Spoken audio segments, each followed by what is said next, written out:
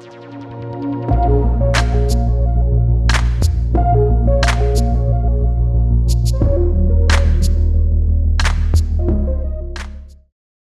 morning.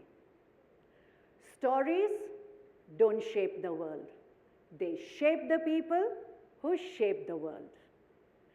Every time I think of this line, and I'm taken back to my childhood, to a home full of laughter, chaos, togetherness, and one daily ritual which shaped me in who I am today. I grew up in a joint family, and every evening after dinner, something magical happened. My grandfather would call all of us in the living area. He would settle down, look at each of our faces, and then he would begin. The moment he spoke, the room transformed. We were no longer family members sitting together. Rather, we were travelers.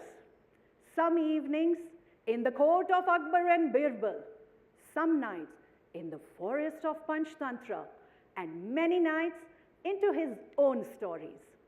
His failure, his learnings, his mistake, and his philosophy.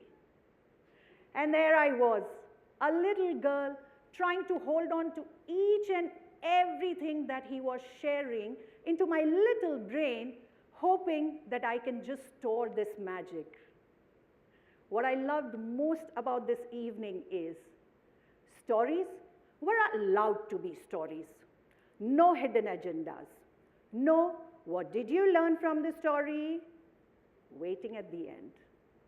We listened to stories because it felt good, because it brought us closer, because it made world feel warm and safe. Stories were not a tool, it was an experience. That's how my journey begins. Stories are beautiful, and my grandfather made sure that I had a really good one. There were days when I just wanted to listen to him, and that's it, nothing more. But things have changed. From last decade, things have completely changed. Childhood have changed, children have changed, parenthood have changed, attention span have changed, and the world around has changed even faster.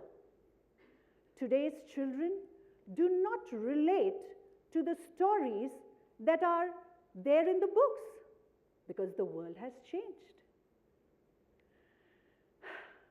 Children love stories, but today's world is way, way different.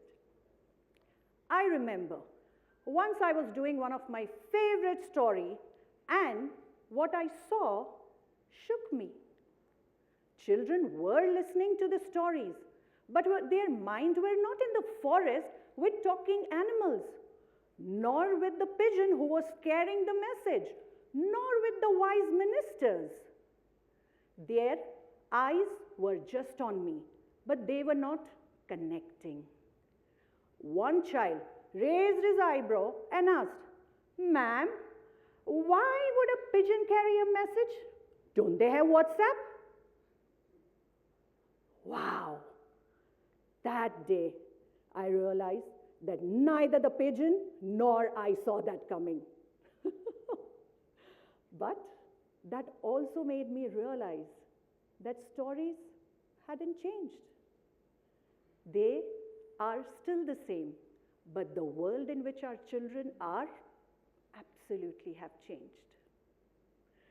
Classic tales are beautiful, but many parts of it do not belong to the world that we are living in right now. So, instead of letting classic tales fade away, I decided to reimagine them. Retain the heart, but upgrade the soul. To keep the wisdom, but change the context. To honor the past, but speak to the present. And when I did this, something magical happened. Children were right there with me in this story. They laughed, they participated, they were all around the place, and they questioned, and they finally connected. Stories don't lose their meaning. They just lose connection. And connection, we can always restore, right? Let me share a couple of examples. One of the most popular story, Goldilocks and the Three Bears. Once upon a time, it was completely okay to say that Goldilocks was wandering in the forest, gets lost, enters a stranger's house, eats their food, breaks their chair, sleeps in their bed, and when she is caught, she runs away. The end. Today's children, they will have questions. Why did Goldilocks get lost? Doesn't she have a GPS? Why didn't she apologize? Are there no consequences of the mistake she did? So, in the Classic Tales 2.0, my version of story, Goldilocks does have a phone, but she forgot to charge. So, no GPS, and eventually she gets lost. And when she was caught, she panicked, and so she ran away. But she realized what she did was not right. She came back, she said sorry, and the bear family forgave her. And mind you, Goldilocks 2.0 do not eat porridge. She eats yummy cheesy pizzas. Consequences, action, choice, no moral lecture needed. Let's take another example. And this is one of my favorite tales, The Three Little Pigs and the Big Bad Wolf.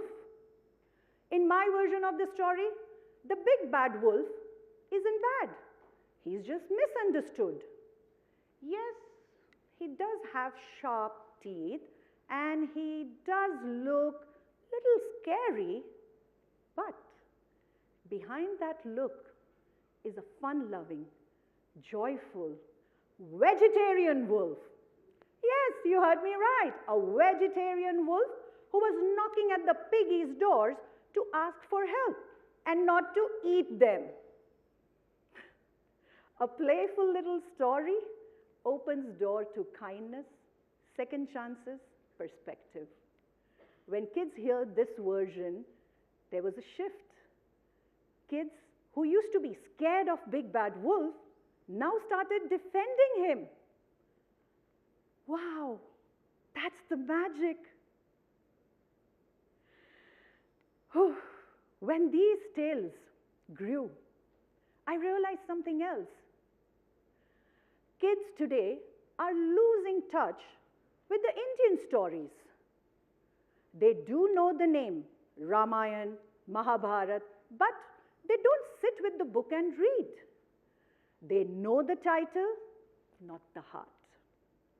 So then I asked myself, why not blend the words? And that's how we had The Wizard and the Warrior was born. Harry Potter meets Prabhu Shri Ram. From applause to giggles, it won every heart. People couldn't believe how can these two words blend so seamlessly. And the warrior learns courage, compassion, responsibility, and suddenly the mythological stories feels alive. And I thought to myself, this is just the beginning. And then there comes the most popular Fanta Fatakri, the Gujarati witch who loves to do Garba and craves for Gujarati cuisine with a Maharashtrian cat named Quirky, who doesn't leave a single chance to make witch evil, but fails spectacularly every single time. Kids love these stories, and between magic and mischief, they did learn that being good is way more better than being evil. Classic tales with twists are beautiful, but it may push our comfort zone a little. But doing that, it will help you see the person inside the story and not the label outside. Today, kids love stories, but they are unable to connect. And the stories that I tell today reminds me that I am living my grandfather's legacy. I'm opening doors not to the forest and castles, but to imagination, compassion, empathy. And yes, I rethink stories. I reimagine them. I twist the tales, and I blend old world with the new, not to change the original, but to help children find their way back to them. Stories don't shape the world. They shape the people who shape the world. My grandfather made my life what it is today with the stories he did. And with all the evolvement and all the things that are changing, it's high time that children are evolving, their questions are evolving, and so our classic tales must evolve too. The little girl who listened with shining eyes still walks with me, reminds me that stories don't live in the past. They live when we let them grow. So, welcome to Classic Tales 2.0. Same magic, new twist, extra spark, and you. Yes, you. You can be a part of this too, because we don't need new stories. We need new endings. Thank you.